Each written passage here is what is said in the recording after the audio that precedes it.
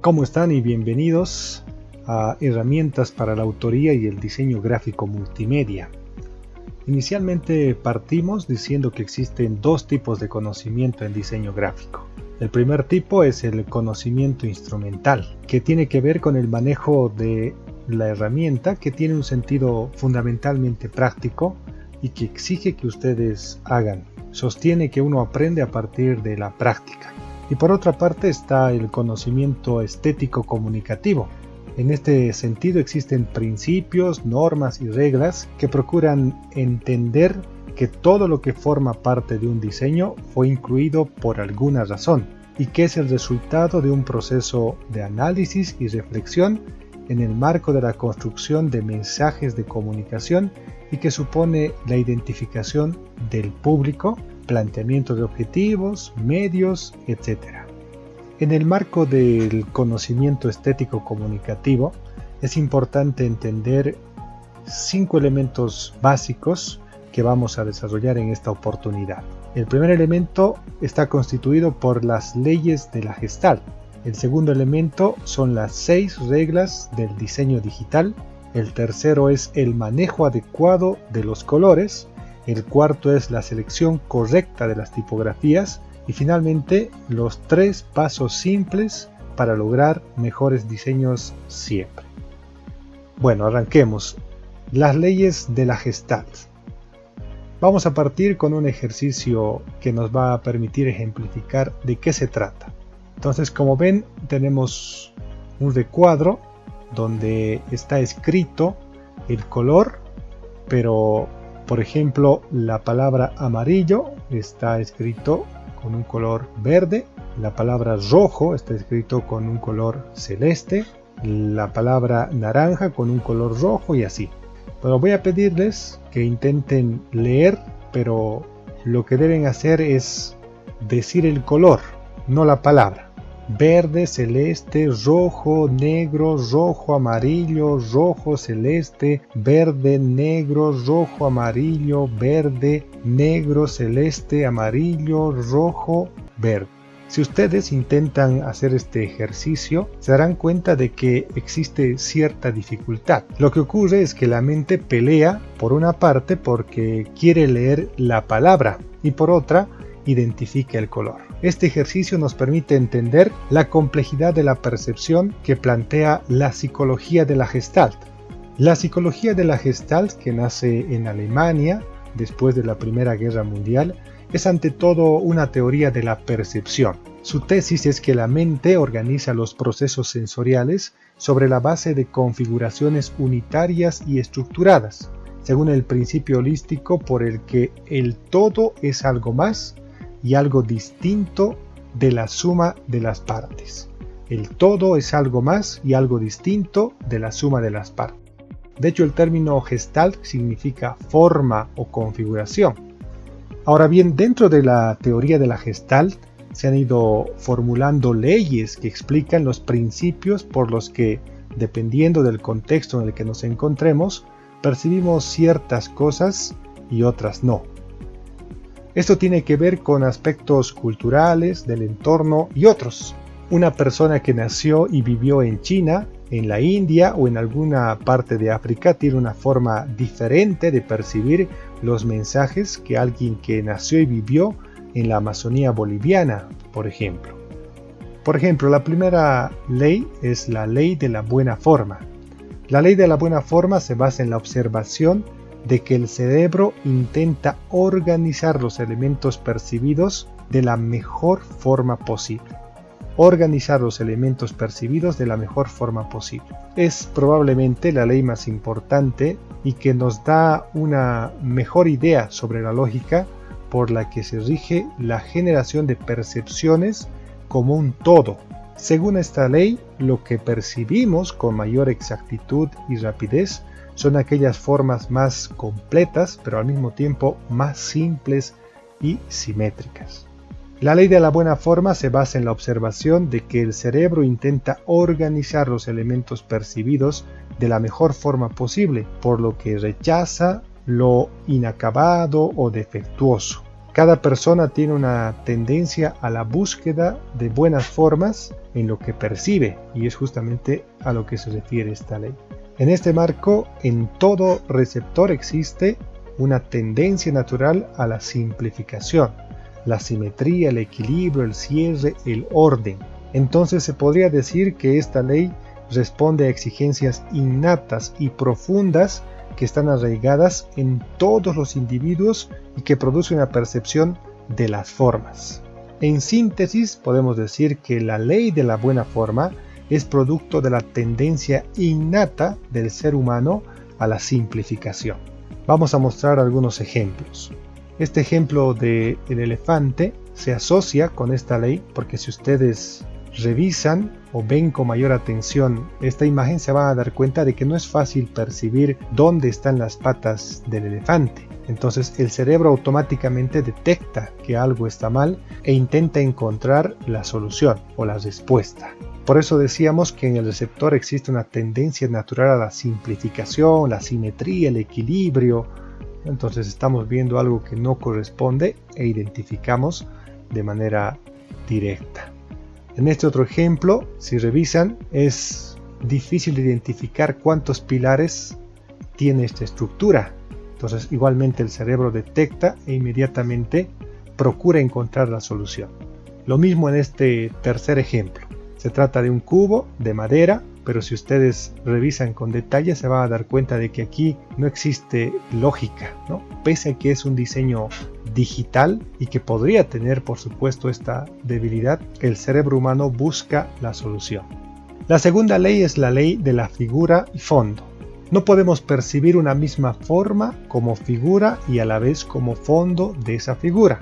El fondo es todo lo que no se percibe como figura. Entonces, en base a este concepto hay que entender que la percepción sucede en forma de recortes.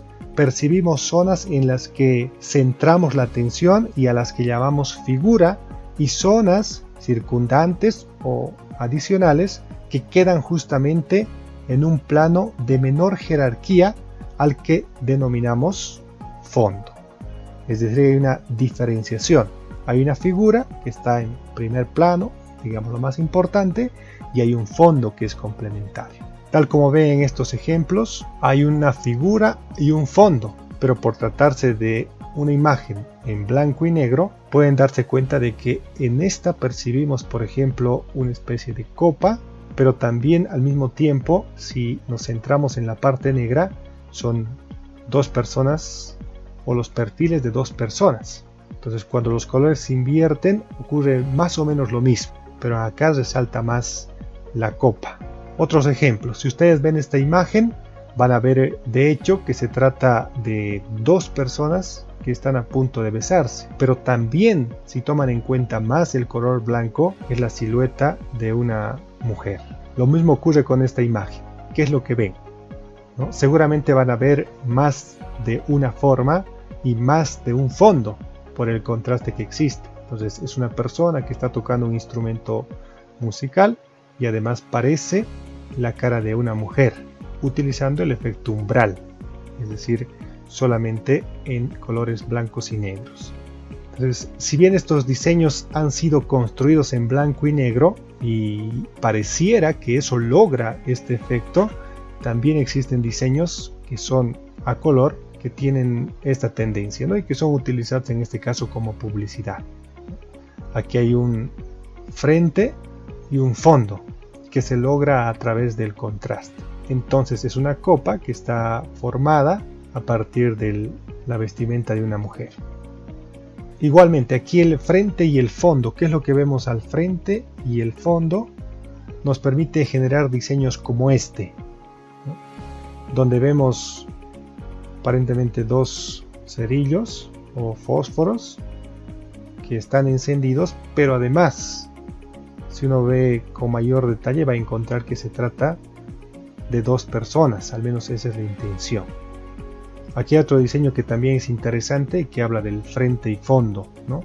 Que básicamente también sirve para mostrar algo más, ¿no? Tenemos la oreja, pero si ven en este sector van a encontrar que se trata de un rostro, ¿no? La nariz, la boca, y que obviamente tiene una intencionalidad en el diseño.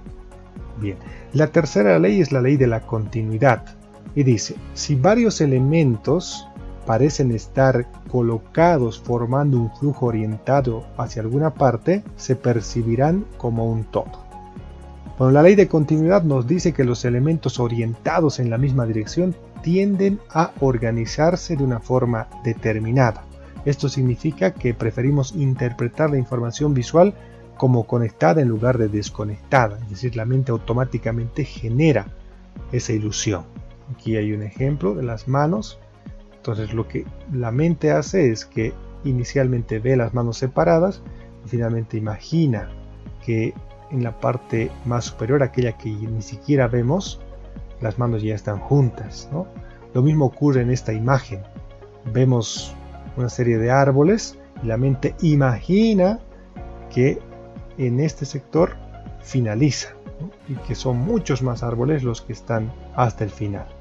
La cuarta ley es la ley de la proximidad. Los elementos próximos entre sí tienden a percibirse como si formaran parte de una unidad. Los elementos próximos entre sí tienden a percibirse como si formaran parte de una unidad. Es decir, que estos elementos tienden a agruparse con los que se encuentran a menor distancia. Por ejemplo, en este principio, ley de la proximidad, si la estructura de un diseño está como ven acá, entonces entendemos nosotros por nuestra naturaleza que hay un objeto que está separado o aislado, ¿no? Si se estructura de esta manera, ya asociamos esta estructura a las columnas y esta otra estructura a las filas.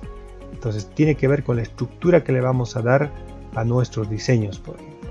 Ahora, la sumatoria de las partes pueden significar algo, como en este caso. Nosotros asociamos la forma en la que están organizadas estas personas a un icono, ¿no? Que es la Estatua de la Libertad. Lo mismo ocurre acá en este anuncio de Coca-Cola. Objetivamente lo que vemos es una serie de botellas, pero que sumadas en conjunto representan o pretenden representar una sonrisa. La ley de la proximidad señala que subconscientemente nuestro cerebro agrupa estos objetos que tienen una proximidad visual común, definida por el color o el movimiento, porque nuestro cerebro busca la continuidad, y eso es lo interesante. En este otro ejemplo igual, ¿no? Es la marca de Unilever, pero objetivamente lo que vemos son varios iconos que unidos forman una U. Lo mismo acá, en este diseño, objetivamente lo que se ve son palabras en inglés, pero que al unirse nosotros asimilamos que se trata de la cabeza de una persona, que tiene esa forma al menos. La quinta ley es la ley del cierre o de la completud. Dice, las formas cerradas y acabadas son más estables. Tendemos a cerrar y a completar con la imaginación las partes faltantes, ¿no? Tal como ven acá en el ejemplo, que se trata de una jaula, pero de hecho no está completa, ¿no? Son solamente partes, pero nosotros o nuestra mente más bien completa esta estructura. Lo mismo ocurre en este ejemplo. Objetivamente lo que se ve son círculos, pero cuando completamos vamos a encontrar que se trata de un cubo. Ya en diseño gráfico, fíjense acá en este diseño de la lata, obviamente uno diría que la lata está incompleta en estos sectores, pero de hecho la mente lo completa automáticamente. Igual acá en este isotipo del oso, si se fijan, la parte de la espalda está incompleta, la parte de la cabeza también, pero la mente completa de manera automática. Lo mismo puede ocurrir con los textos. Fíjense que acá la A está incompleta, la O está incompleta, pero eso no nos impide leer el texto. La sexta ley es la ley del contraste. La posición relativa de los diferentes elementos incide sobre la atribución de cualidades, como ser el tamaño de los mismos. ¿A qué se refiere esto? El término contraste dentro del diseño, utilizado muy frecuentemente, hace referencia a un estímulo sensorial, el cual genera diferencias en cualidades como tamaño y colores, siempre que se contraponga. Hay que tener en cuenta que para que exista contraste un elemento debe resaltar por el tamaño, forma, color u otra cualidad.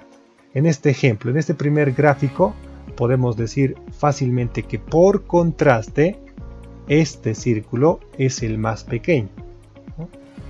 Si vemos el segundo ejemplo, igual, el círculo tiene el mismo tamaño, no ha variado en absoluto, pero por contraste decimos que este círculo es el más grande, es decir, en comparación a los otros, en contraste, en comparación.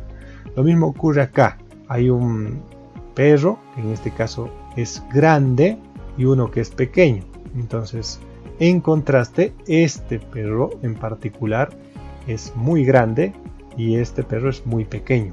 Tiene que ver también con la contraposición de colores, es decir, cuando el fondo es oscuro y los elementos son claros, o al revés, el fondo es claro y los elementos son oscuros.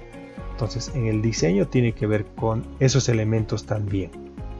Ahora hay que tomar en cuenta que estas leyes que hemos revisado ahora son algunas que pertenecen a la psicología de la Gestalt. Hay otras quizá menos importantes, pero que también vale la pena mencionarlos. Por ejemplo, está la ley de la totalidad, la estructura, dialéctica, la noción de pregnancia, principio de invariancia topológica, principio de enmascaramiento, principio de memoria, principio de jerarquización. Entonces son varios elementos. Hemos analizado y explicado las leyes más importantes y las que más se aplican al diseño gráfico. Otro elemento importante que vamos a revisar, ya lo habíamos anunciado al inicio, son las 6 reglas del diseño digital. Las 6 reglas del diseño digital son una serie de principios que pretenden sistematizar los factores que determinan la correcta composición del diseño. Es decir, ¿a qué se refiere la composición? El diseño está conformado por imágenes, textos, colores, tipografías. Entonces, la manera de articular esos elementos se llama composición. Para lograr este resultado, es decir, un resultado apropiado en el diseño, hay varios caminos. En este caso, la propuesta que se presenta está enmarcado en las 6 reglas del diseño digital: balance, unidad, legibilidad, contraste, jerarquía y nitidez. Vamos a ver un video que dura más o menos 15 minutos que intenta explicar este principio, que además corresponde al autor de esta propuesta. Las 6 reglas del diseño digital. ¿Qué son las 6 reglas de diseño digital y por qué son importantes? Fíjate, hay 2 clases de conocimientos en diseño: el conocimiento técnico y el conocimiento estético. El resto de este DVD trata sobre conocimiento técnico, sobre cómo hacer las cosas, pero el por qué hacer las cosas es el conocimiento estético, y es lo que vamos a tratar de ver en esta presentación. Para que veas la importancia de este tema, fíjate un pequeño ejemplo. Un día te asignan un diseño. Se trata de una feria de tecnología y el cliente te provee un documento con las informaciones sobre el mismo. Luego de varios días de trabajo, de arduo trabajo, entregas algo así. Tu cliente no encuentra palabras para decirte lo mal que se siente con este diseño. No le gusta para nada, o sea, ni de milagro. Y bueno, tú te sientes herido, te sientes desanimado, a nadie le gustan tus diseños, ¿por qué será? Entonces él va donde tu competencia, otro diseñador, y le entrega el mismo documento que te dio a ti, y al cabo de algunas horas, él entrega lo siguiente. ¡Wow! ¡Qué diferencia! Y pensar que usaron el mismo programa, las mismas herramientas, pero con un resultado totalmente diferente. ¿A qué se debe esta diferencia? Principalmente al conocimiento estético que tenía el otro diseñador que tú no tienes. Pero, ¿es esto una barrera insalvable? Claro que no. Así que, observa esto. Los buenos diseños no son obra de la casualidad. No significa que un día te levantas con el pie derecho o con el pie izquierdo y bueno, hoy te quedan bien, mañana te quedan mal. No. Realmente diseñar bien es un sistema, es un conjunto de reglas que se pueden aprender y no depender así de la casualidad. un buen diseño no depende de cuánto se conozca un programa. Es decir, aunque parezca paradójico, ser buen diseñador no depende de qué tanto yo sé Photoshop, qué tanto yo sé Illustrator. Realmente tú puedes conocer el programa completamente, para qué sirven todas las herramientas, y con eso aún hacer cosas que se vean mal. Tampoco depende de cuánto tiempo tengas en el área. Hay gente que dice, bueno, ya yo tengo 7 años en esto, así que todo lo que yo hago se ve bien. Para nada, o sea, eso no tiene absolutamente nada que ver. Claro, el tiempo te da experiencia y con eso es posible que diseñes mejor, pero no, o sea, no es una, por sí no es un punto válido para asegurar que tu diseño se vea bien porque tienes mucho tiempo. O sea, tú puedes tener mucho tiempo haciendo cosas feas. Entonces, por el otro lado, estas reglas son sencillas, sumamente simples. De hecho, es posible que la hayas escuchado por ahí con otro nombre, con otra cantidad, no importa. Pero esta es mi versión de estas reglas simplificadas. Funcionan inmediatamente y cualquiera las puede utilizar. En mis cursos en vivo he visto milagros de personas que no saben diseñar nada, o sea, nunca han diseñado nada en su vida. Por ejemplo, programadores, gente que no es de esa línea tan creativa. Y luego de aplicar estas reglas, hay que verlo para creerlo. O sea, les funcionan inmediatamente y los resultados no se dejan esperar. Tampoco tienes que ser artista. Y aquí te voy a confesar algo. Yo no soy pintor, no soy dibujante, no soy fotógrafo. Realmente, con el uso de estas reglas es que he podido ayudar a que mis diseños se vean bien, lo cual, si no es tu caso, o sea, o si tú también eres una persona que no tienes esas cualidades innatas, te van a ayudar bastante también. Fíjate estos diseños que te voy a mostrar ahora. Son todos de mi autoría.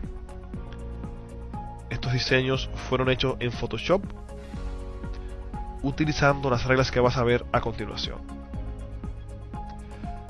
En algunos casos vamos a analizarlos y cómo se aplicaron las reglas en estos diseños y por qué. ¿Estás listo? Comenzamos. El caso es que estas reglas te van a ayudar a pasar de diseños que se vean mal, estéticamente hablando, a diseños que se vean bien.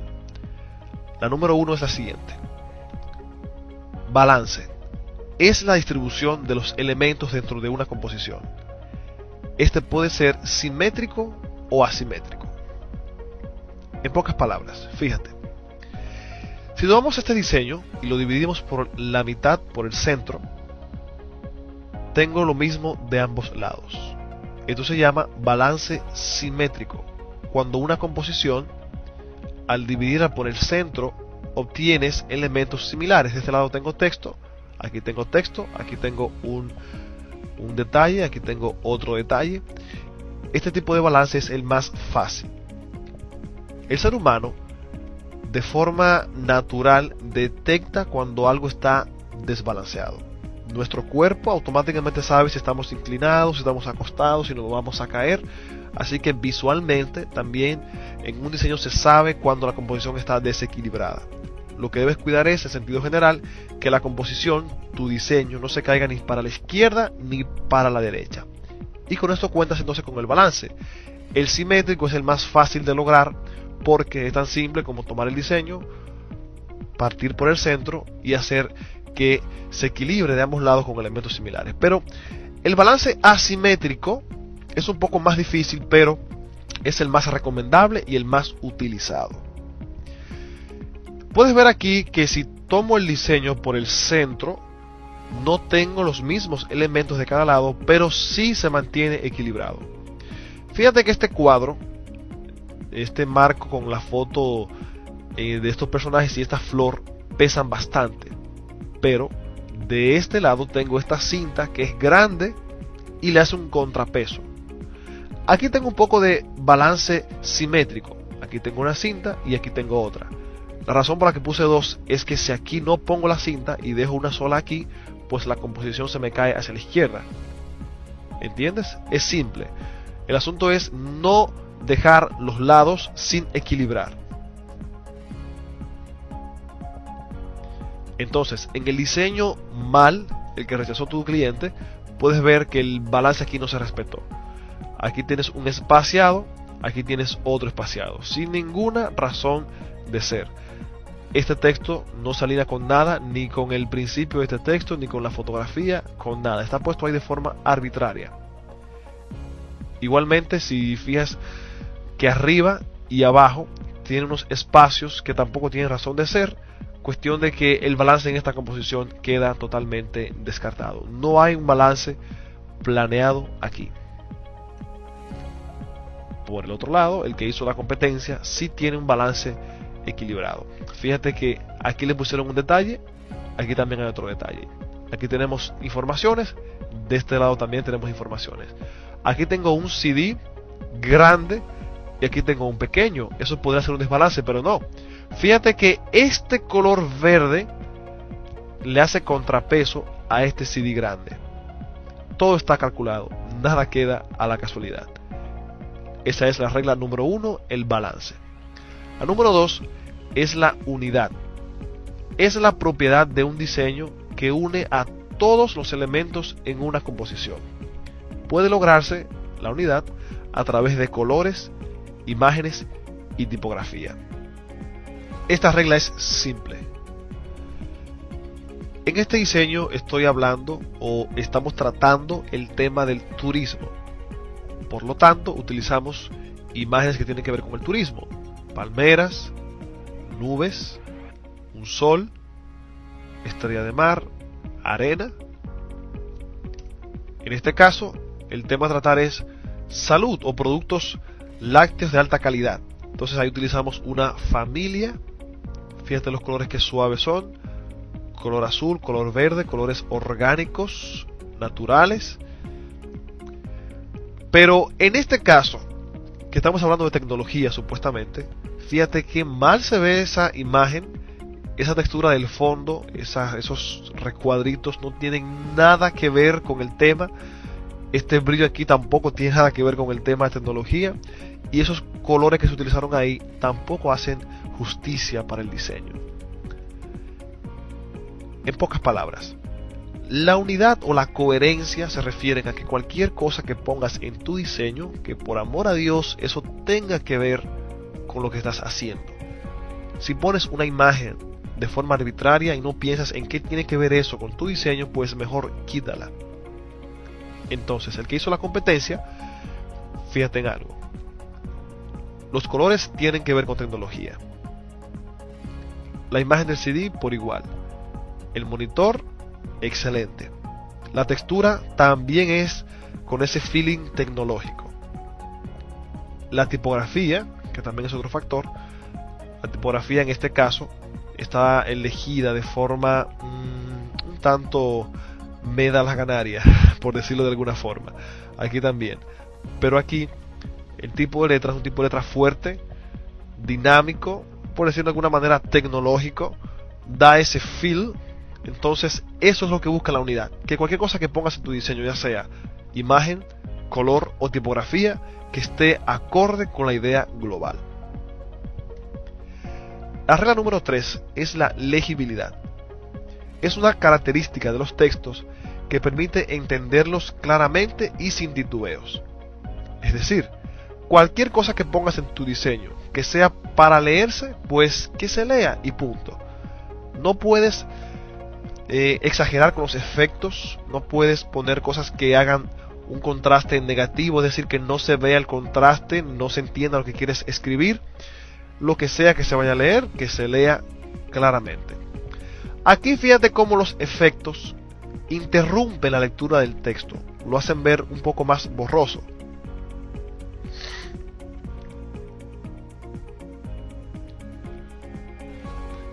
Igualmente, en este caso el texto está puesto encima de un objeto, de una foto clara, blanca, lo cual no ayuda mucho tampoco su legibilidad. Y esta textura que tiene aquí no ayuda para nada tampoco, pues lo que hace es que, aparte de que es más incómodo leerlo así, el texto curvo, esta textura que tiene dentro, este degradado, para nada le va bien. Así que cuida mucho eso, lo que tengas para escribir, lo que sea para leerse, pues que se pueda leer sin problema. Algo que se cumple a la perfección en este caso. La regla número 4 es el contraste. Propiedad de los elementos en una composición que nos permite distinguir unos de otros. Esta es bien fácil. Si tienes un fondo oscuro, pues que la letra sea clara. Si la letra es clara, pues que el fondo sea oscuro. Si tu fondo es azul, la tipografía no puede ser azul, pues no hay contraste. Fíjate en este caso. Aquí hay un recuadro transparente azul. La letra entonces es clara, una letra blanca, brillante. Igualmente aquí.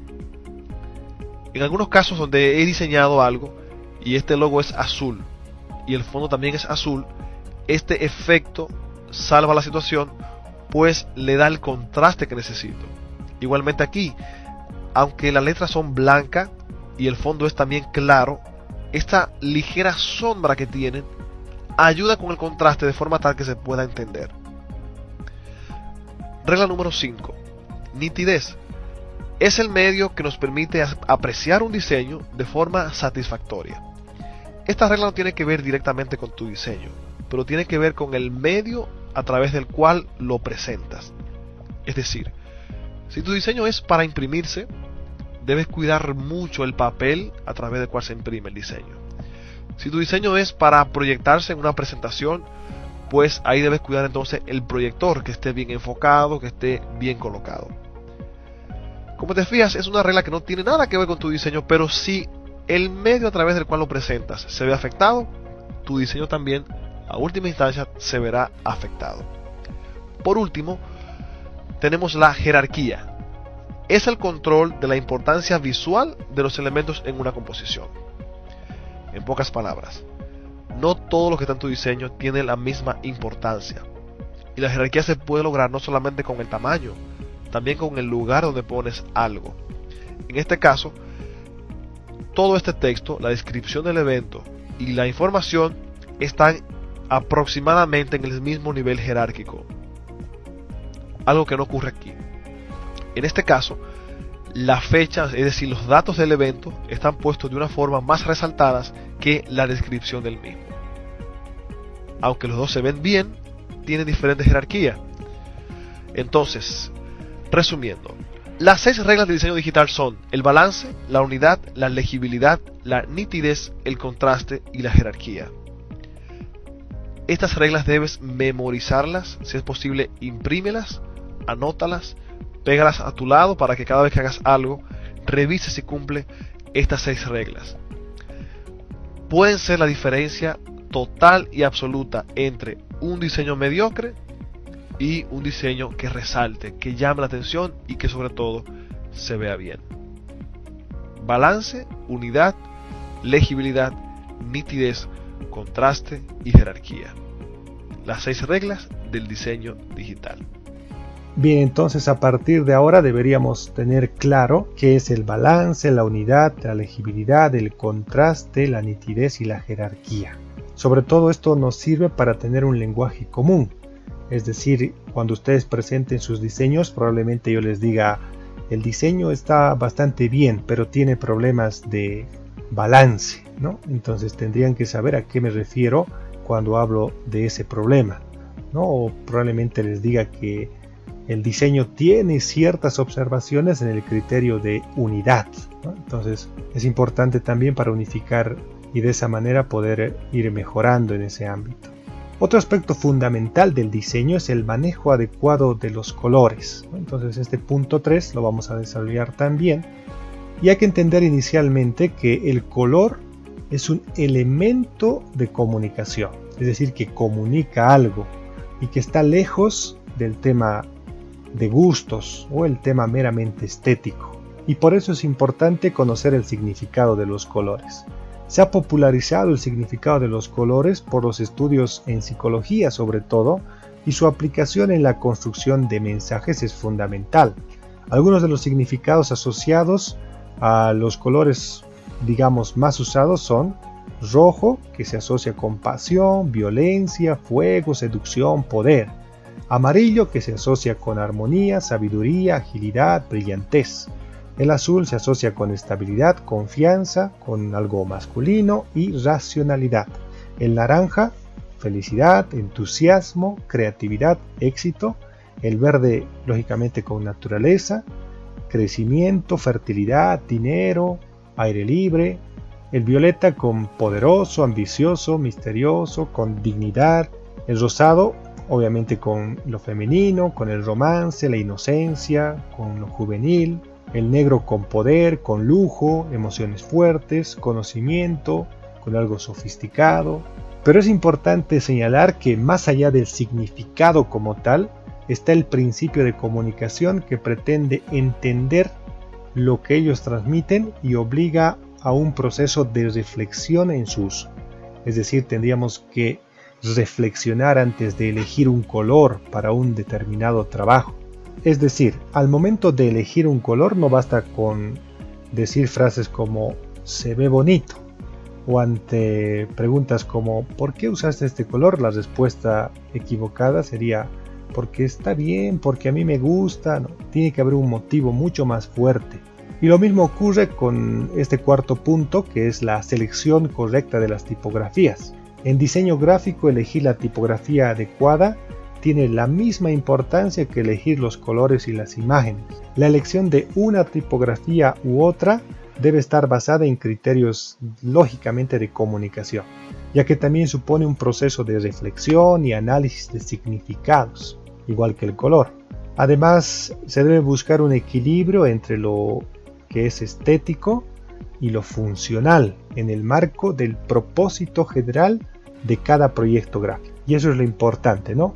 En el marco del propósito general de cada proyecto gráfico. Cuando decimos un equilibrio entre lo estético y lo funcional, es que efectivamente tiene que verse bien, y mucho de lo que estamos haciendo está asociado con eso, ¿no? Con el tema estético. Pero funcional tiene que ver con lo que señalaba en las 6 reglas del diseño digital, que es la legibilidad. Lo estético o lo atractivo no puede reemplazar a la legibilidad. Es decir, de nada sirve un texto que sea muy bonito, pero que finalmente no se lea, en pocas palabras.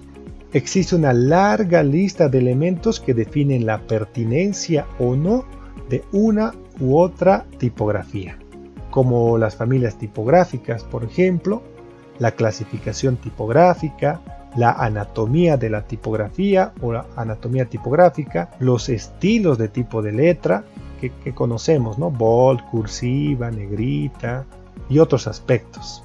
Pero en definitiva, lo que debe quedar claro es que una buena tipografía ayuda a comunicar lo que deseamos, refuerza el diseño, tiene la tarea de brindar legibilidad y en ocasiones puede convertirse en el protagonista del diseño. Aquí tenemos algunos ejemplos. De la familia serif, la tipografía Google, que transmite estabilidad y fiabilidad, y su fuente serif tiene una influencia calmante.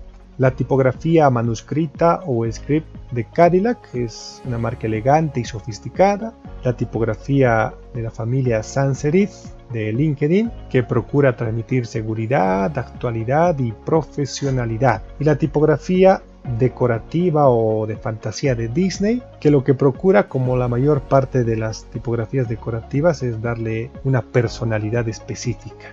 Para terminar, es importante saber que cuando elegimos una tipografía debe haber un proceso igual de reflexión y entender qué es lo que comunica cada una de estas. Finalmente, en cuanto a lo estético comunicativo, vamos a conocer los 3 pasos simples para lograr mejores diseños siempre, que tiene que ver con documentarse, realizar un boceto y revisar. Lógicamente se debe entender que hay más de una manera de hacer las cosas y por lo tanto hay más de un procedimiento que se puede seguir. Este video, que es muy corto, que dura, si mal no recuerdo, 3 minutos, nos va a permitir conocer estos pasos simples y que también es de la autoría de quien realizó el video de las 6 reglas del diseño digital. 3 pasos simples para lograr mejores diseños siempre. Estos 3 pasos los he aprendido con la práctica, con los errores también, claro. Y si haces estos 3 pasos junto con las 6 reglas del diseño, vas a obtener buenos diseños siempre de forma rápida y sin mucho problema. El primer paso es hacer un boceto. siempre. Te explico algo. Imagina que vas a una selva y no tienes un mapa en las manos. No vas a saber dónde ir, qué hacer, cuál es el primer paso, no sabes nada. Pues estás en un amplio mundo muy vasto y no tienes una idea clara de dónde estás ni a dónde quieres llegar. Entonces, ¿por qué rayos pensamos que si nos enfrentamos a un documento en blanco, en una aplicación que tiene tantas herramientas, tantas opciones, sin tener una idea clara de lo que queremos, ¿por qué pensamos que vamos a obtener un buen resultado? Pues olvídate de esto. Hacer un boceto es simple, sin embargo, te da tantos beneficios que no entiendo por qué se ignora tanto esto. Un boceto no debe ser nada complicado, lo puedes hacer a mano, un boceto en papel, también lo puedes hacer digital. Cuando hice la página web de expression.com.do, hice rápidamente un boceto en Photoshop, el cual me ayudó bastante con el diseño, pues ya tenía una idea clara de lo que quería, y cuando me senté en el programa, pues no duré tanto tiempo para terminar con un buen diseño. El paso número 2 es documentarse, que no es lo mismo que copiar. Buscar inspiración en la web no debe ser una puerta para uno hacer un print screen de un diseño y modificarlo. Debemos aprovechar todos los buenos diseños que vemos en la web para alimentar nuestra mente, nuestro cerebro. Cuestión de que nuestro subconsciente con el tiempo tenga tantos recursos en la mente que sepa combinarlos de forma automática, pero sin copiar. Copiar puede traerte problemas legales y también puede dañar tu reputación como diseñador. El tercer paso es revisar. Todo se puede mejorar. Muchas veces he hecho algún diseño en el cual, gracias a este paso, le he dado ese toque especial que lo hace único. Por ejemplo, si acabas un diseño, te recomiendo siempre que te pares de la computadora, tomes un poco de agua, camines un poco, hagas otra cosa y luego regresa a tu diseño y dedícale 10 minutos extra, no más de ahí, 10 minutos extra para ver qué puedes quitar o qué puedes poner. Pero claro, no exageres para que no caigas en el perfeccionismo, cuestión de que dures una eternidad con un diseño. La idea es, tómate 5-10 minutos extra para ver qué puede mejorar tu diseño y de esta forma vas a darle ese toquecito extra que hará toda la diferencia. En resumen, primero, hacer un boceto siempre. Nunca te sientes en tu máquina sin tener una idea clara de lo que quieres hacer. Número 2, documentarse. Comenzar a crear una amplia base de datos mental con diseños de toda clase, pero sin copiar. Paso número 3, revisar. Todo diseño se puede mejorar siempre y cuando le dediquemos algunos minutos extra para ver qué podemos hacer mejor. Ya para resumir, hemos visto las herramientas para la autoría y el diseño gráfico multimedia. Se ha establecido que hay dos tipos de conocimiento en diseño gráfico: el conocimiento instrumental, que tiene que ver con el manejo de la herramienta, con un sentido fundamentalmente práctico. El conocimiento estético comunicativo, que considera las leyes de la Gestalt, las 6 reglas del diseño digital, el manejo adecuado de los colores, la selección correcta de tipografías y los 3 pasos simples para lograr mejores diseños siempre. Bien, ahora corresponde enfatizar en el conocimiento instrumental, que nos va a permitir poner en práctica el conocimiento estético comunicativo, es decir, aplicarlo. Vamos a aprender el uso del programa Adobe Photoshop en esta oportunidad, pero antes es importante que quede claro cuáles son los resultados de la clase 2. Los resultados son, por una parte, las prácticas de clase y por otra, el trabajo. En cuanto a las prácticas de clase, una de estas prácticas consiste en realizar un diseño con relación a la simplicidad de la herramienta, en la que emplearemos recursos y herramientas del programa Adobe Photoshop. La práctica, por supuesto, pretende brindarles conocimiento instrumental, pero sobre todo pretende demostrar la simplicidad de la herramienta Photoshop, la facilidad de su manejo y de esta manera motivarlos. La práctica 2 consiste en realizar 4 prácticas con guías de diseño en PDF. La práctica consiste en seguir las instrucciones de las 4 guías de diseño que están en formato PDF y que se encuentran en el Dropbox del módulo. Deben subir el diseño de simplicidad de la herramienta en formato JPG al grupo de Facebook del módulo y deben subir las 4 prácticas con guías de diseño en PDF al Dropbox del módulo en la carpeta que tiene su nombre. El plazo de cumplimiento de ambas prácticas es hasta las 10 de la noche de la jornada correspondiente a la clase. En cuanto al trabajo que corresponde a esta segunda clase, consiste en realizar un diseño gráfico creativo en el marco del proyecto educativo que desarrollarán como trabajo final de este módulo. Igualmente, más adelante se explicarán los detalles. El plazo de cumplimiento es hasta las 18:55 del próximo lunes. Deben subir el diseño en formato JPG al grupo de Facebook TIC-UCB 2021. Algunos apuntes importantes: antes de realizar este trabajo, deben haber realizado las prácticas correspondientes. Eso les dará ideas y recursos de diseño. Debe ser un diseño creado por ustedes desde la concepción de la idea. Les sugiero tomar en cuenta los 3 pasos simples para lograr mejores diseños siempre. Estos son algunos ejemplos. La clase anterior hemos visto muchos más. Ustedes, como resultado de la clase 1, además han identificado varios diseños creativos. Adobe Photoshop es un programa de edición de fotografías de mapas de bits o mapas de píxeles. Es un programa que permite realizar sin duda varios trabajos, porque de hecho el eslogan que maneja Adobe Photoshop es: si lo puedes imaginar, lo puedes hacer. Ustedes pueden encontrar dentro la carpeta que les he pasado y que se encuentra en Dropbox, que tiene el nombre de recursos parte 1, simplicidad de la herramienta, que es la carpeta número 3, algunos ejemplos de lo que puede hacer Photoshop. Entonces vamos a revisarlos ahora, ¿no? Por ejemplo, esta es una imagen, la imagen original, y esta es la imagen modificada, ¿no? Entonces hay evidentemente cambios estéticos. Si ustedes revisan, la primera imagen en la parte de la frente, por ejemplo, tiene arrugas que en la segunda desaparecen. El tema del cabello también se modifica. El tema del mentón. Entonces, básicamente lo que queremos lograr con esto es que ustedes entiendan que se trata de una herramienta muy fácil de manejar. Es por ello que hablábamos de la simplicidad de la herramienta. Aquí también tenemos una imagen. En la parte izquierda de sus pantallas ustedes pueden ver el montaje que se ha iniciado y en la parte derecha el montaje finalizado.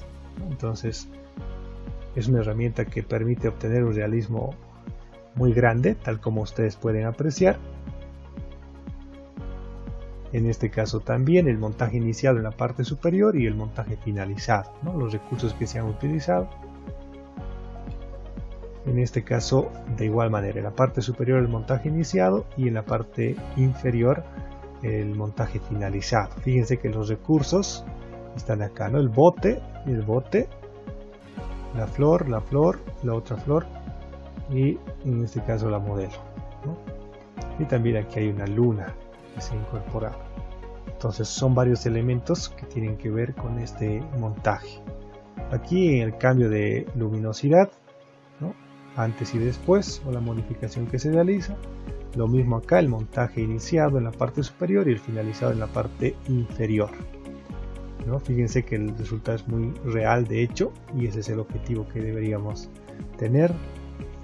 También se ha modificado el tema del cielo. Otro montaje interesante.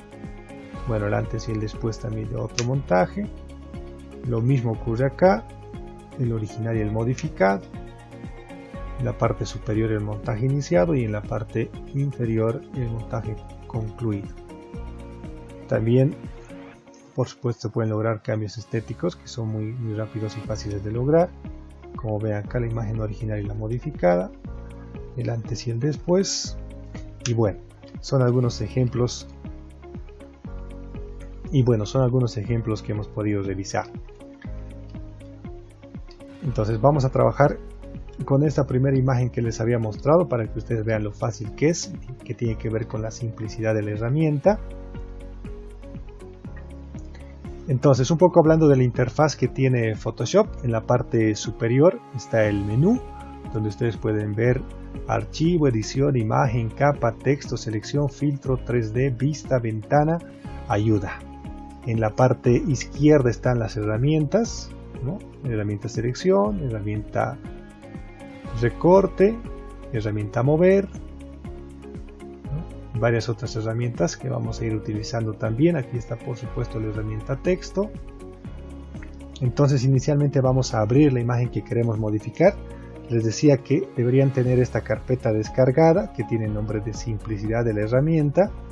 Tenemos la imagen 3A y vamos a obtener el resultado de la imagen 3B, ¿no? Modificaciones en el color incluso de la piel. Bueno, entonces vamos a importar esta imagen. En Photoshop se puede realizar desde el botón archivo, abrir y ahí buscamos, ¿no? En este caso yo tengo acá un diplomado, material para entregar, recursos, les decía la tercera carpeta. Seleccionamos el archivo que queremos abrir, en este caso la imagen que tiene el nombre de 3A, no se confundan por favor, no debería ser la 3B, la 3A. Lo primero, en el sector de paneles se van a dar cuenta de que la imagen tiene un candado acá. Este candado lo que nos está diciendo es que esta imagen está protegida, ¿no? Y que algunos de los cambios que pudiéramos realizar, como cambios de color, recortes y demás, pudieran no resultar como nosotros esperamos. Es decir, si yo utilizo un pincel de un color, podría pintar de otro color. Si borro la imagen, podría no borrar y en cambio poner una serie de imágenes repetidas en la parte de abajo. Entonces, lo que tendríamos que hacer es, como paso 1, desbloquear. Para desbloquear simplemente se hace doble clic y aquí nos dice qué nombre le vamos a poner a la capa desbloqueada. Una vez más, en el candado que ven acá, hacemos doble clic 1, 2 y aquí nos dice qué nombre le vamos a poner. En este caso le vamos a poner el nombre de imagen original. Vamos a duplicar la capa para que así tengamos una capa sin modificaciones y una capa modificada y ustedes puedan percibir los cambios.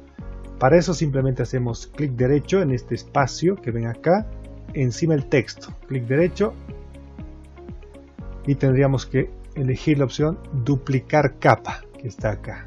Duplicar capa nos pide que le pongamos un nombre a la capa, en este caso vamos a poner el nombre de imagen modificada. Ok, entonces ya tenemos dos capas, ¿no? Una capa, dos capas. Estos ojitos que ven acá nos están diciendo que son visibles o no las capas. En este caso podemos hacer invisibles ambas capas, podemos activarlas ambas. Y esta selección que ven acá nos dice que estamos trabajando sobre esta capa en particular que tiene el nombre de imagen modificada. Entonces fíjense por favor que esta selección esté donde dice imagen modificada. Entonces lo primero que vamos a hacer es irnos a un filtro para ver las modificaciones que se pueden lograr. En la parte de arriba en el menú vamos a filtro y elegimos la opción licuar. Entonces este es un filtro que nos permite hacer modificaciones de, por ejemplo, inflar, desinflar, empujar y demás. Entonces lo primero que tenemos que hacer es activar el modo avanzado para que se nos activen más herramientas. Fíjense, en este sector tengo para marcar donde dice modo avanzado. Marco y las opciones se han activado en la parte izquierda y en la parte derecha. Entonces lo primero que vamos a ver es esta primera herramienta que dice herramienta deformar hacia adelante. Fíjense, aquí tengo un tamaño específico de este círculo que está en la frente ahora, que yo podría modificar aquí en la parte derecha, ¿no? Si quiero que sea más grande, dice tamaño de pincel, entonces por ejemplo de ese tamaño, ¿no? En este caso voy a mantener inicialmente 100 y voy a ver cómo puedo modificar. Fíjense la modificación que se puede lograr. ¿Cómo se logra? Simplemente hacemos clic sin soltar y movemos. Si queremos reconstruir esto, porque hemos fallado, no es lo que queríamos lograr, entonces utilizamos la segunda herramienta que dice herramienta reconstruir. Pasamos por ese sector y automáticamente se modifica. Entonces esta es la herramienta, ¿no? Podríamos modificar la parte de los ojos si queremos, no sé, las orejas, varios puntos. Entonces hay la opción reconstruir, o también podemos apretar Control Alt Z, es decir, la tecla Control, la tecla Alt y la letra Z, y va retrocediendo igual. Bien, entonces, ¿qué cambios podríamos hacer? Hay otra herramienta que se llama herramienta desinflar y herramienta inflar. Fíjense, acá está, herramienta desinflar. Fíjense lo que hace. Me acerco, por ejemplo, a la nariz, ¿no? Y achica, ¿no? Reduce. Control Alt Z para retroceder, ya saben, he retrocedido. En tema de los ojos puedo hacer lo mismo. Esto también me podría servir para hacer caricaturas, por ejemplo, ¿no? O si quiero simplemente reducir el tamaño de sus orejas. Voy a reconstruir una vez más este sector, este sector. Bueno, ya intentando lograr lo que queríamos hacer. La herramienta inflar es para agrandar. Fíjense, si quisiera agrandar los ojos. Control Alt Z para retroceder. Voy a reconstruir por si acaso. Aquí está. Reconstruyo. Muy bien. Entonces, si nos fijamos en la imagen que queremos lograr, esta es la original y esta es la modificada, hay algunos cambios importantes, sobre todo el tema del cabello y el mentón, ¿no? Es más ancho. Entonces, eso puedo lograr con esta herramienta justamente. Entonces, voy a utilizar la herramienta inflar para el tema del mentón, ¿no? El tamaño lo voy a poner en 200. Y clic y clic. Modificar el mentón. También voy a modificar el tema del cabello para que, como vemos en la imagen modificada, antes y después, evidentemente tiene más cabello. Entonces lo que se ha hecho es utilizar la herramienta empujar, que es la primera herramienta. Le voy a dar un tamaño mayor al pincel y voy a empujar simplemente ahí abajo, ¿no? Y es el que puedo mover. Clic sin soltar y empujo. Clic sin soltar y muevo. Clic sin soltar y muevo. Eso es. Cuando estoy conforme con el cambio, simplemente pongo OK. Y aquí puedo ver los cambios que he realizado. Fíjense que son dos capas. Voy a la segunda capa, la desactivo y me muestra la primera, que es esta. Nuevamente la de arriba. Entonces hay un cambio en el mentón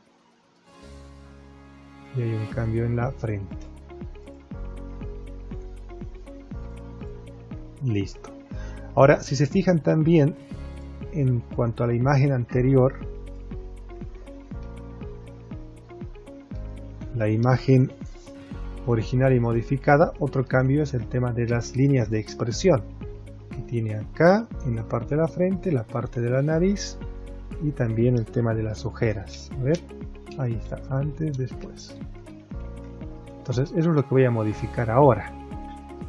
Voy a utilizar para eso la herramienta que tiene el nombre de herramienta parche, que es este de acá. Para acercarme a la imagen puedo hacer dos cosas. Uno, utilizar esta lupita y hacer clic donde quiero acercarme,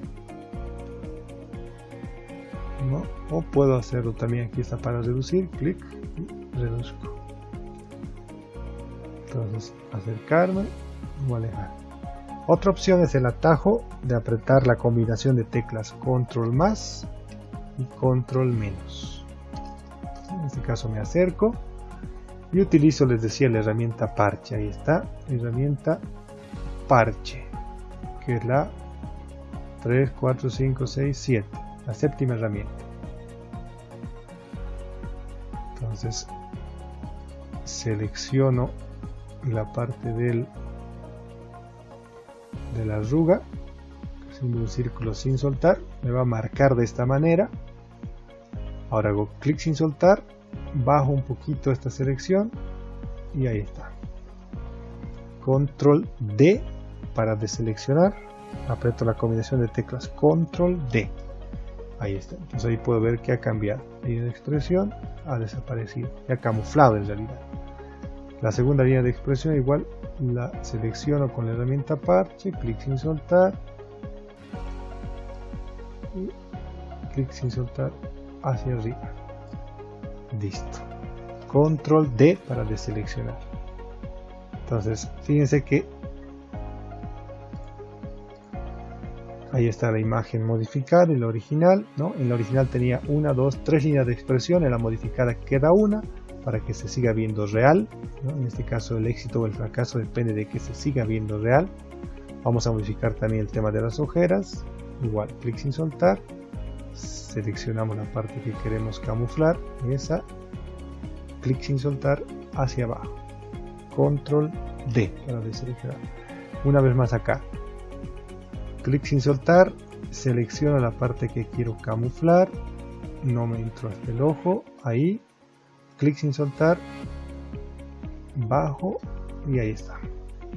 Generalmente ocurre un problema y voy a retroceder con Control Alt Z, ahí está, Control D. Entonces lo que tenemos que hacer es elegir la herramienta parche, clic sin soltar y señalar la parte que queremos camuflar. Esto.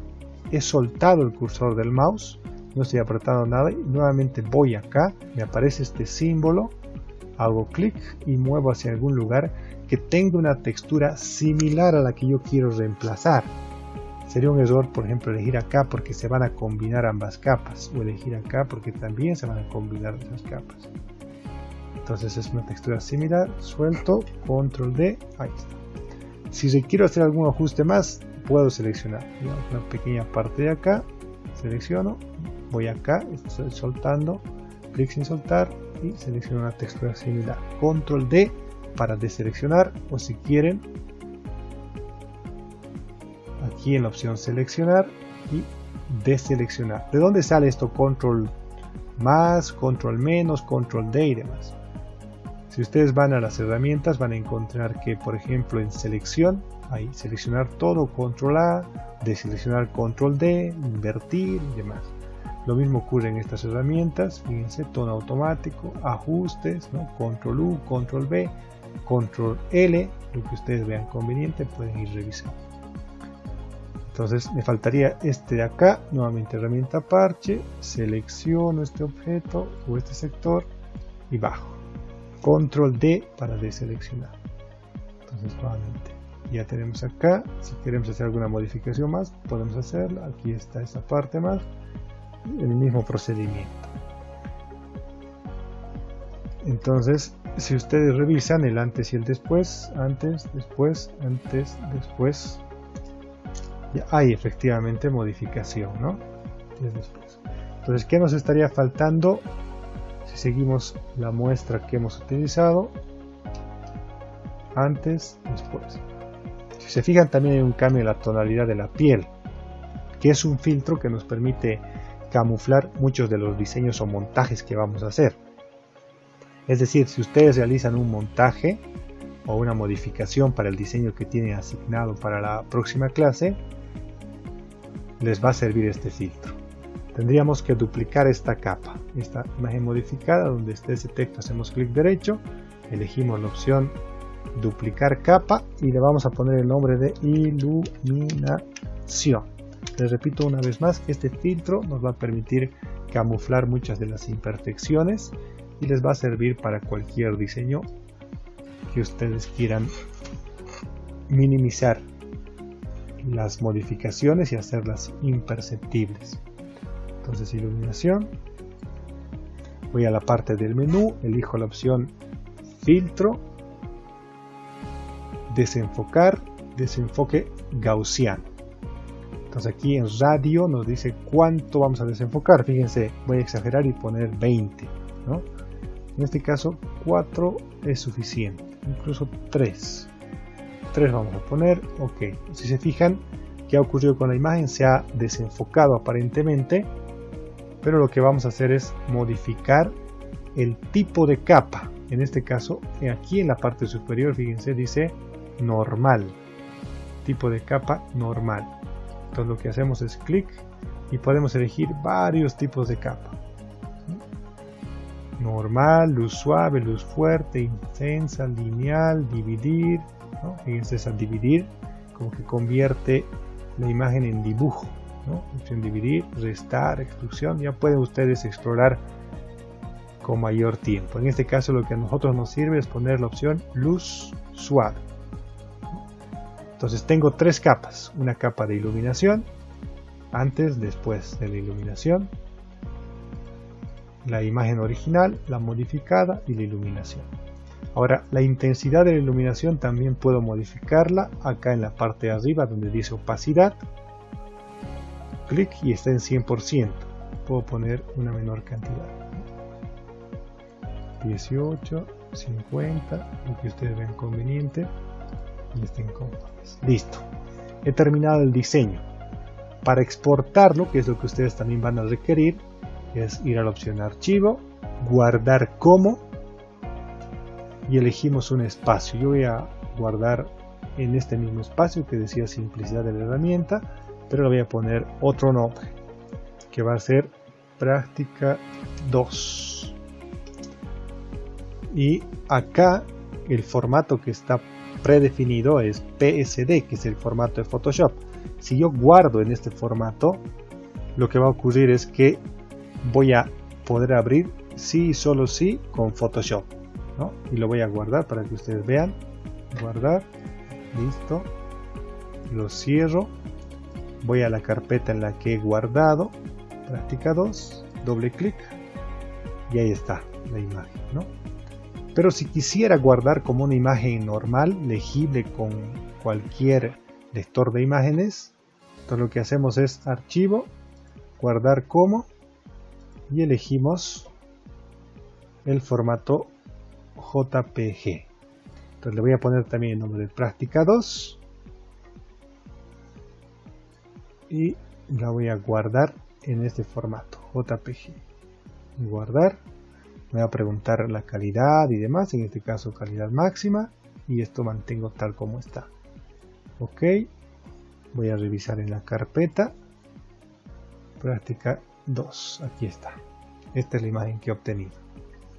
Después de subir esta imagen, vamos a realizar las prácticas de guías de diseño en PDF, que al concluir ustedes deben subirlas a la carpeta que tienen en Dropbox. ¿De dónde sacan estas guías en PDF? Igual está en la carpeta recursos parte 1. La carpeta tiene el nombre de prácticas Photoshop. Abrimos y van a encontrar varias prácticas que están ahí. Abrimos por ejemplo la que dice práctica 7. Hay una imagen que es el recurso y el tutorial que está en PDF. Entonces, si ustedes abren, van a encontrar el tutorial, ¿no? Que inicialmente dice procesar la imagen hasta obtener el umbral de la misma, ¿no? Y inicialmente dice cargamos la imagen o la abrimos desde el menú archivo, duplicamos, que es lo que hemos hecho en la imagen anterior o en la práctica anterior. En el paso 4 nos dice vamos a filtro, enfocar, máscara de enfoque. Y bueno, aquí cuando utilicemos estos filtros tenemos que fijarnos también las cantidades, ¿no? 75, 2.5, 0 y demás.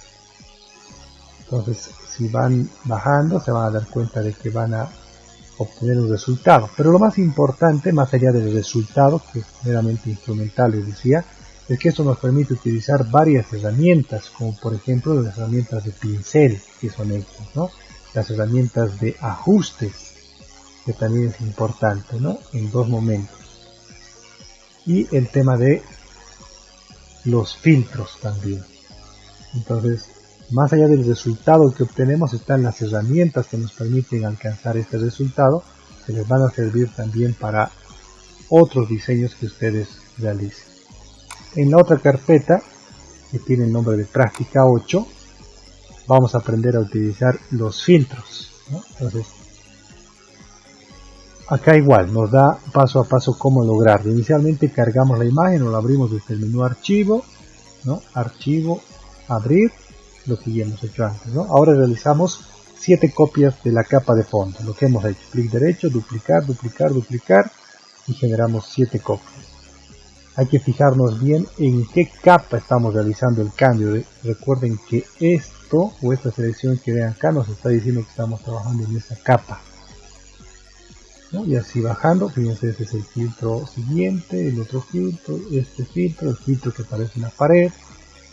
Entonces este otro filtro interesante también, este de luces y demás. Entonces, una vez más les reitero, más allá del diseño que van a obtener ustedes, que es este de acá, lo que vemos es que aprendemos a utilizar la sección de filtros en Photoshop, que podrían utilizar con otros films. Voy a la práctica 9, aquí aprendemos a utilizar el tema de las luces, ¿no? Aclarar imágenes, modificar tonos y demás. Entonces el cambio de iluminación a una imagen.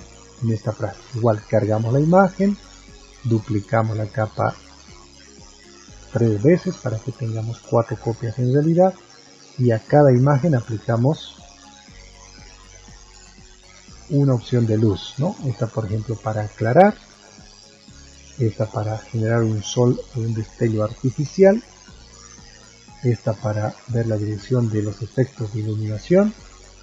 Y finalmente la práctica número 10, que es esta.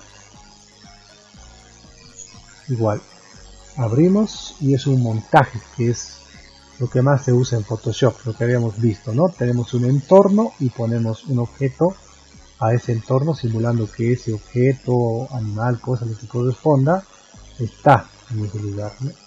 Aquí tenemos el lorito, hacemos el recorte con la herramienta de recortar, que es esta.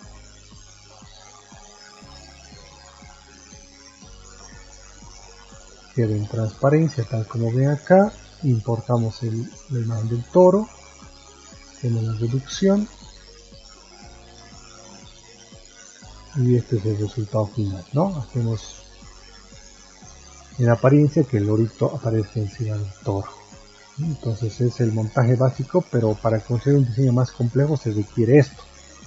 Tenemos un fondo o vamos articulando varios elementos que forman parte del diseño, ¿no? En todos los casos está la instrucción correspondiente. Ahora, con relación al trabajo que van a realizar, vamos a ver estos aspectos técnicos. Lo que ocurre es que cuando ustedes terminen de realizar estas prácticas a partir de los tutoriales o guías en PDF, ya van a tener las herramientas suficientes como para poder cumplir con este primer trabajo. Pero lo que voy a indicarles es este tema de las características técnicas, el tamaño, resolución y modo de color. El tamaño dice 20 por 15 o 15 por 20. Entonces aquí ponemos archivo nuevo y aquí es donde se pone el tamaño, ¿no?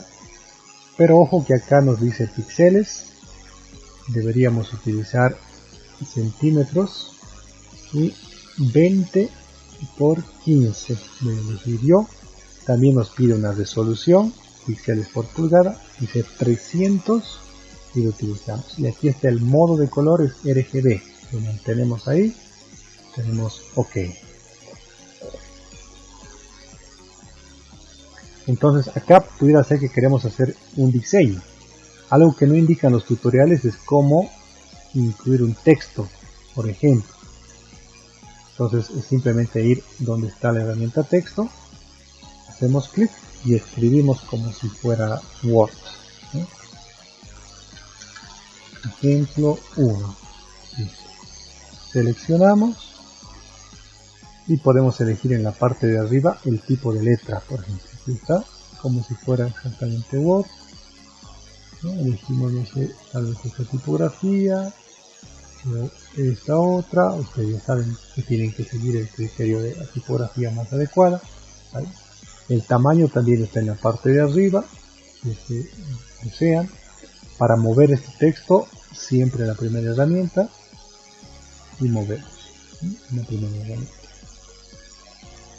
Entonces eso es lo que no indica el tutorial. Ahora, el tutorial tampoco indica, bueno, lo hace, pero de todas maneras lo voy a reiterar, cómo incluir imágenes acá, ¿no? Porque el montaje se puede hacer directamente acá. Entonces es archivo, abrir. Por ejemplo, si yo abro esta imagen y esa quisiera incluir en mi diseño, quizá otra, digamos esta está acá en los recursos, digamos que esta imagen, pongo abrir, si se fijan se ha abierto en otra pestaña, pestaña 1, pestaña 2, clic, clic, tengo ahí esta imagen. Si quiero llevarla a este lienzo que es el donde debería estar mi trabajo, tengo que desbloquear, 1, 2, ok, con la herramienta mover que es esta, muevo y simplemente llevo acá, clic sin soltar, aún no he soltado y la suelto ahí. Quiero modificar el tamaño y la combinación de teclas control T que indica en el tutorial 10, que es el del lorito justamente. Aparentemente se ha deformado, pero cuando aprieto enter recupera. Una alternativa también útil para los montajes es utilizar la herramienta borrador, es esta, y puedo borrar, ¿no? Si corresponde en algún caso, ¿no?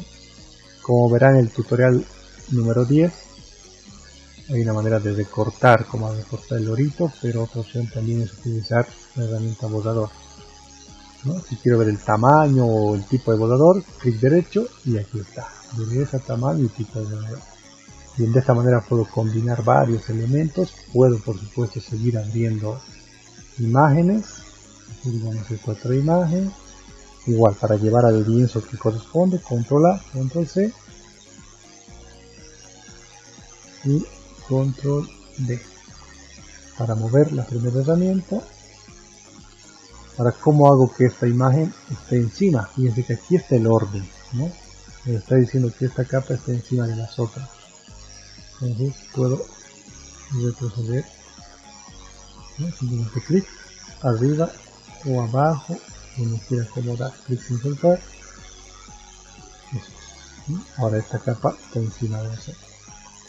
Para modificar el tamaño, control T.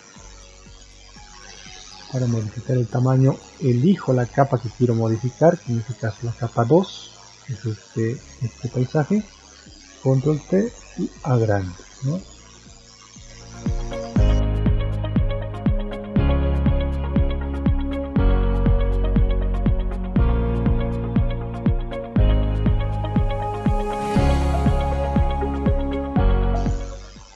Quiero modificar el texto, selecciono el texto,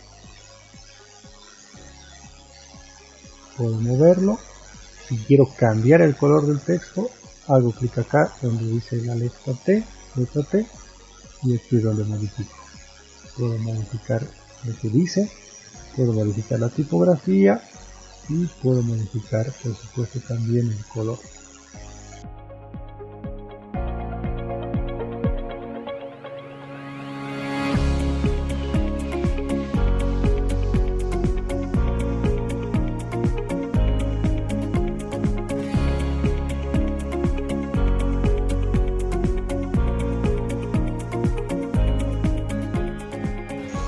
Bien, cuando ya tengan terminado el diseño, que este no es el caso por supuesto, guardan igual que han guardado la imagen de Doctor House, la imagen en la que hemos realizado cambios estéticos. Archivo, guardar como, lo pueden guardar en este formato, pero para subir al grupo de la materia tienen que ser sí o sí en JPG. Elegimos acá, le ponemos un nombre, un diseño creativo, lo guardamos y ese diseño ya podemos subirlo al grupo de Facebook.